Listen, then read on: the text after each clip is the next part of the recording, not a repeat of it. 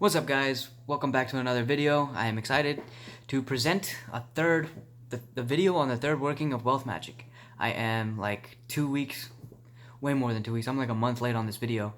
Life got in the way, or I just got lazy. Whatever the excuse that I may want to use, it is not valid. So here is the video. Finally got down, wrote down a few things, and made my notes so I can bring you guys another video on working 3.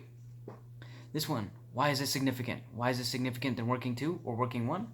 Well, for one, if any of you have done the second working of Wealth Magick, you may know that there is something called disruption using the angels of omnipotence. During that phase of Wealth Magick, a lot of people experience some tumultuous ups and downs, turbulence, whatever you want to call it. It is difficult, it is hard, life happens a lot in that time. And what it is just the angels of omnipotence. They basically disrupt your life in a way such that things that are not conducive to a lifestyle of wealth get kind of taken away. They get moved out of your life, and it makes room for things that are conducive to a lifestyle of wealth. Working 3 is much easier, much easier than the second working. There's no disruption because it's a purely low key. It's much more low key, as Damon Brand describes it in his book. It's lighter energy, and like I said, it's much more low key.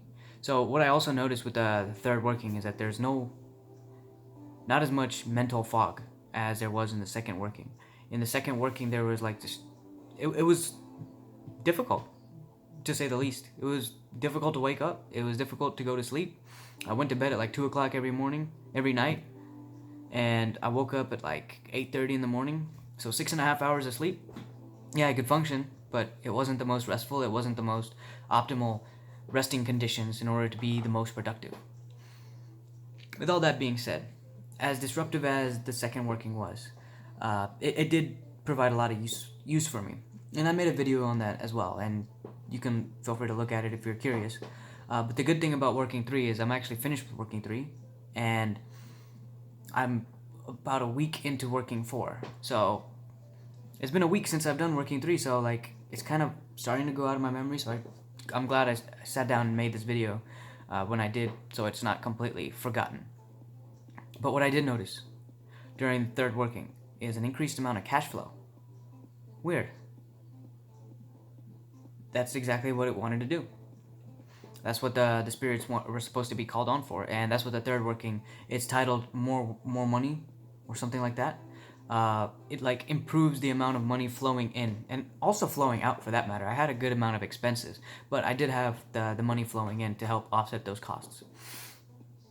I had affiliate commissions for the month of October. I just got my affiliate payout for one of these companies that I do affiliate marketing for, and I got triple what I'm used to. Mind you, I am also doing a couple other financial magic. So one of them is I'm working with the magical cash book, where you use this genius spirit, or jinn in my opinion, and you use Nitika, a spirit of wealth. I petitioned Nitika twice, and both times have been successful. I actually received... You know what? I'll save that for another video. I'll save the ins and the outs and the specifics of that for another video, where I go deep into Magical Cash Book. But since I am doing other financial magic as well, on top of Wealth Magick, it's hard to like 100% for sure correlate it to Wealth Magick. But I don't believe anything is a coincidence, and I believe correlation is more equal to causation than just random stroke of luck. I don't believe in coincidence. Coincidence is not a thing to me. So for the fact that I got triple the affiliate commission in a month, where historically I had only received 3 times less, is a bit... It says something. It speaks volume, especially such that the company that I've actually been doing affiliate marketing for has not released a new product. And I have not written more articles or released a video in the entire month of October to promote that affiliate project. So for that project to have tripled in sales in a month where there was no activity, wow. I can only say that the spirit's doing its thing. Now, the third working uses a spirit known as Calvarnia. It isn't necessarily disclosed. It's not disclosed at all where or what kind of spirit Calvarnia is. I know the book says Calvania, but there's an R in it, so I say Calvarnia, and that's how I say the name when I'm talking to Calvarnia. Anyway, it's a possible demon. He's possibly a demon, and he works under Armadiel. There's barely any information about Calvarnia on the internet. Like, I did some searching, I did Googling. That's what I did. There's a website I like to use called Sacred Texts, and what I do is I just type in Google any spirit's name or any magical word or something like that, and then I make sure to include the word sacred texts, so it pulls up all data from that website. What I found about Calvarnia is very, very few and far between. So the most that I could come up with is that indeed he is a spirit that works under Armadiel. Armadiel is by the name Armadiel, it ends in IEL. That sounds like an angel's name to me, just like every other angel's names in the Archangels of Magic and Angels of Magic. I guess Grimoire or Goetia. So yeah, actually I did find that Calvarnia is listed very briefly. He's mentioned in passing, basically, in the book called Theurgia Goetia. I don't know if I'm even saying the book's name right, but he's in there, and there's nothing really interesting or significant about him or Armadiel in that passage where he's mentioned. So it's like, what exactly does he do? There's no information about it, so I mean, I'd kind of just trust Damon Brand, because apparently he has access to a lot of old grimoires, old private collection grimoires. So I defer to his judgment. Actually, I respect Damon Brand a lot, and the Gallery of Magic in general. I respect them to, like, I exponentially respect them, unlike other occult groups that are out there floating around. There's a few good guys and a bunch of just crap. And me personally, I don't even hope to be considered one of the good guys. I know a lot of people watch my video and comment on my video and message me. Thank you for messaging me and saying that you got a lot of value out of my videos. But I mean, the people who really know their stuff are out there, and they're making books, and they are providing good information. And Damon Brand is one of them. It's crazy because I could just, like, last year when I first started Wealth Magick, I didn't know anything about the Gallery of Magic. I didn't know anything about Damon Brand. I just knew, I looked through the book, I felt this vibe of trustworthiness, probably a spell he cast on it, to be probably, point is, I wouldn't be surprised if he cast some spells on it to give it a trustworthy vibe. But the point is that I do feel a trustworthy vibe. I did feel a trustworthy vibe when I flipped through the book for the first time.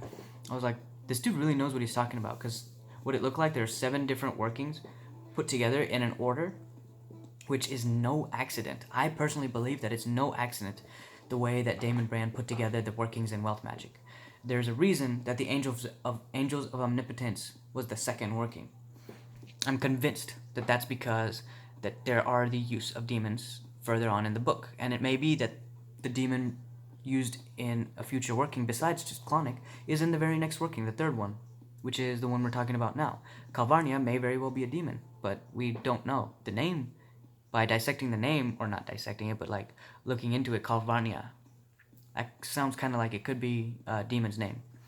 Anyway, point being said, I'm a huge believer in not using demons without angelic constraints. I know there's some people out there who don't believe in it, but I have tried calling upon demons without angelic constraints, and it is, I don't know how to word it. So I called on Beelzebub, right? And I like to invoke spirits. I like to channel them through me.